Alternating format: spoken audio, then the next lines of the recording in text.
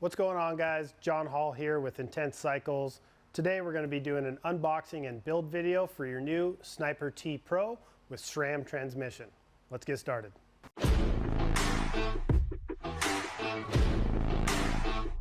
All right, first thing we're going to want to do, open this puppy up. Open the flaps. We have wheel spacers at each end. You can toss those to the side. This one's going to contain your owner's manual, water bottle cage, your transmission battery charger, everything you're going to want to keep and have on hand here. Next thing we want to do is pull the wheels out first and set them off to the side as well. Then we want to raise our dropper post before we take the bike out of the box by finding the dropper post lever on the left side of your handlebars. Once you've found the dropper post lever on the left-hand side, give it a press, and sometimes you even have to help your seat up for a second. In this case, popped right up. Once the dropper post is up, we're going to install the bike into your bike stand. The next step is to remove all the protective packaging. All right, guys, now that we have our bike in the stand and all the packaging off, my next step is to install the handlebars. The first step in this process is to obviously make sure that your stem and your fork are facing the right direction. So with that, we're going to loosen the two pinch bolts on our stem and spin it around straight. Next, we want to remove the faceplate of our stem with these 4 bolts here using our 4mm.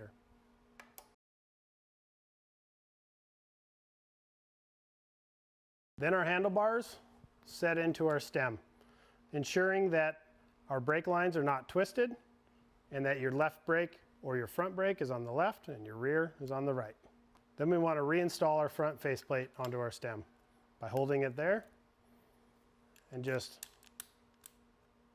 starting each bolt to hold it in place. Once we have all 4 bolts installed and started, we want to start by putting this logo in the center of this window and evenly tightening each bolt.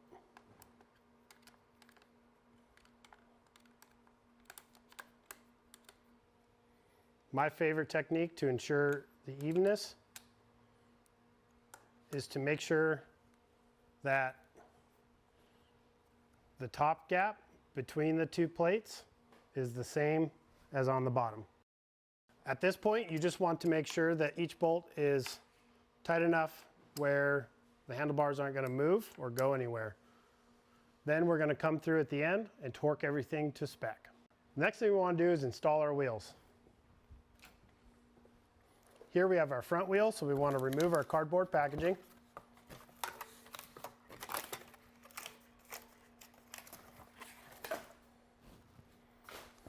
We also have a disc protector.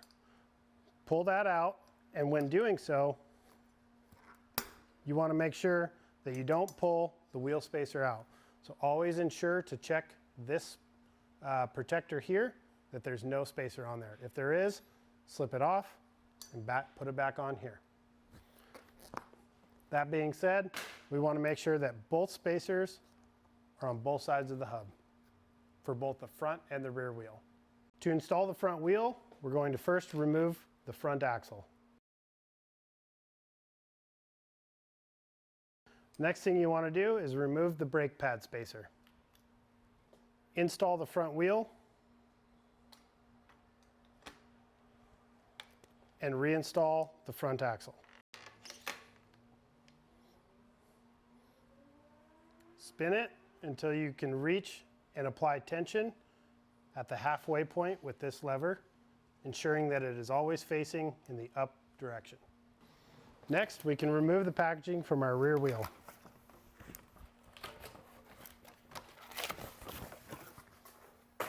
Pull the cassette cover off and the disc brake guard. Notice how when we pulled the disc brake guard off, the wheel hub spacer came with it. This happens from time to time. If it does, simply remove it from the guard, discard your guard, and reinstall the hub spacer. Make sure that your drive side also has its spacer. Once you've removed all of the factory packaging, and ensured that your hub spacers are correctly installed, we're going to set your rear wheel aside. If your bicycle is equipped with the new SRAM transmission, this next step is very important to pay attention to. In the accessory kit that we mentioned earlier, you're going to find the SRAM transmission, battery, and battery charger. So what you're going to want to do is remove the battery from the packaging. This will come charged from the factory, but don't ever take that for granted. It may come dead and you may need to top it off before you install it, but most likely you will have enough charge on there to do your first ride. So the first thing you want to do is remove this red safety cover off of your battery. Set that aside. Then you're going to want to open your battery cage door here. Remove the red safety clip from that. It will just slide right out. Set that aside. And then you'll notice this detent area in your battery. That's where the battery door clips to. So this is the orientation that it slides into, and it just drops right in. No click or anything like that. Close your door and your battery is installed. The next step we can do is remove our axle and our rear brake caliper spacer.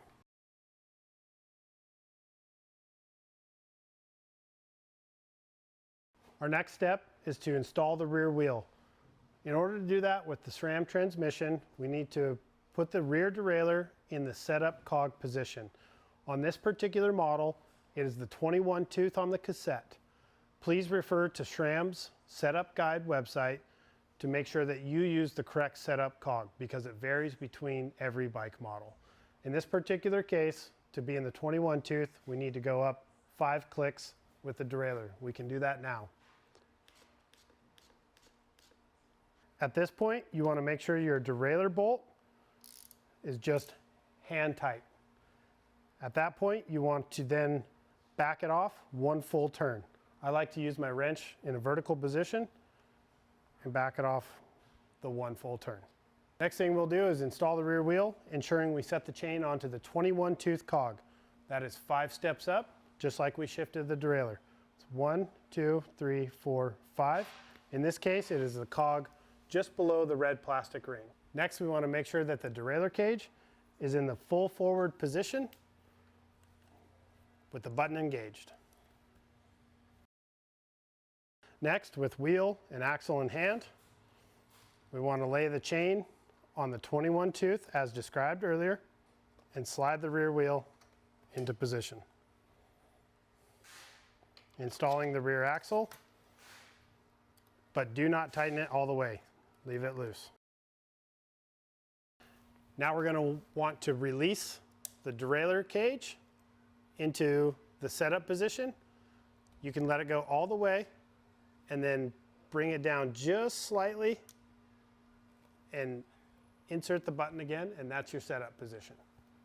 With the derailleur in the setup button position, we're going to apply tension to the drivetrain and tighten the derailleur hanger bolt by hand. One thing we want to ensure is making sure that these 2 lines line up with each other, and that is what sets the derailleur into the correct position. Once that's established, we're going to set the torque to 35 Newton meters.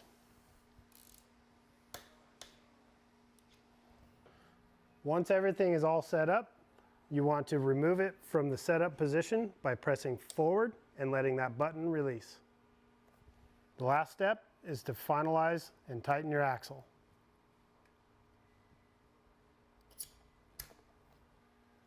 Now we can check our shifting.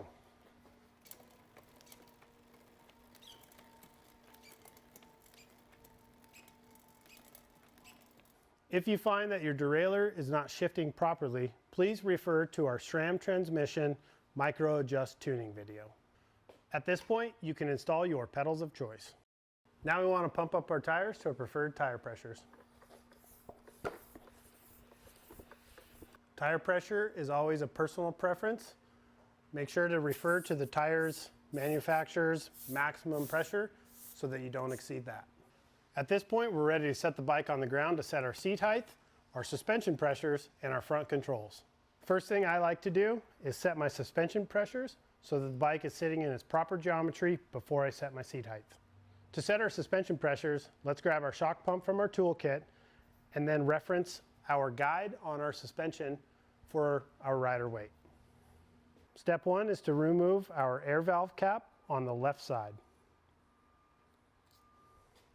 Next step is to install our shock pump. Be sure not to cross thread these threads. Spin until tight. After referencing your fork's recommended pressure settings per your rider weight, pump up to that pressure.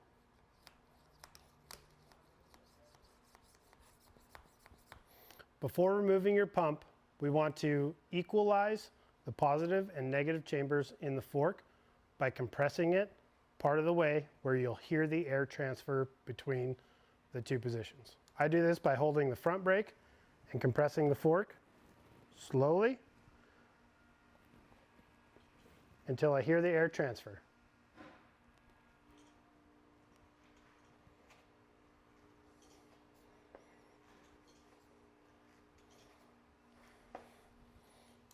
After the air has equalized, ensure that you are still at the recommended pressure and adjust if needed.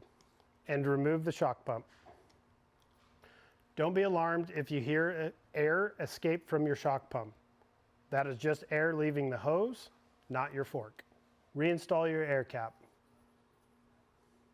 Hand tight. Seat height is something that is rider preference, is going to depend on the length of your legs, even your upper torso. A good starting point is making sure your saddle sits just above your hip. So let's adjust that. Take your 3-way Allen key with your 4mm and loosen the seat post clamp. Raise the seat up to the position where you need it, starting at or just above your hip, ensuring not to pull the line too hard. Hand tighten with your 3-way so that your seat doesn't move, ensuring that it is in line with your top tube. Then we're going to grab our torque wrench and make sure that it's torqued to 4 Newton meters.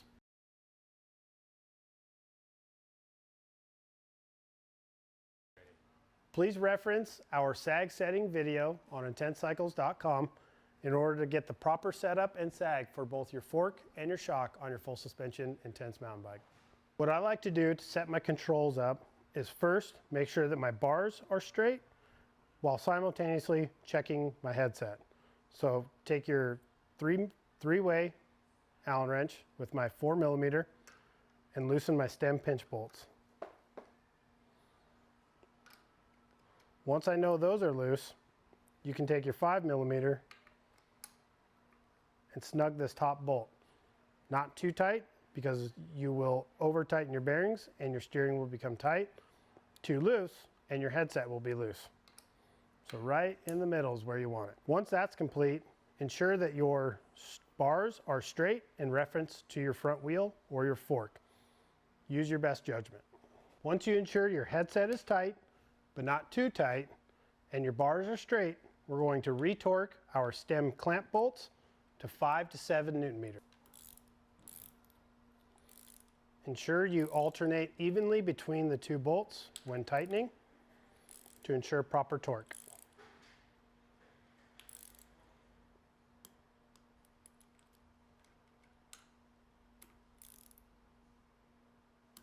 The next step in my front controls setup that I like to do is adjust my bar roll. I do that by evenly loosening the front stem plate just enough where my bars can move but not slide side to side. While keeping the logo centered in the stem face, I like to adjust forward and back until I find a good, comfortable spot that I prefer.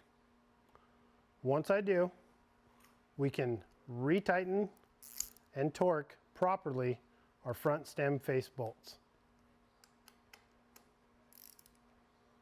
Make sure you tighten them evenly from the top to the bottom, ensuring the gap on the top and the bottom stays the same, and torquing them to a maximum of 6 Newton meters. If you need to adjust the angle of your brake levers, use the 4mm, retighten to a maximum of 6 Newton meters. If you need to adjust the shift pod, retighten that to a maximum of 2 Newton meters. And if you need to adjust your dropper post lever, it's a maximum of 3 Newton meters. Now that we've finished unboxing and building our Sniper T Pro with SRAM transmission, reach out to our customer service if you have any questions. In reference to the SRAM transmission, please reach out to our customer service, our website technical videos, or SRAM's technical videos on their website for any adjustments or questions.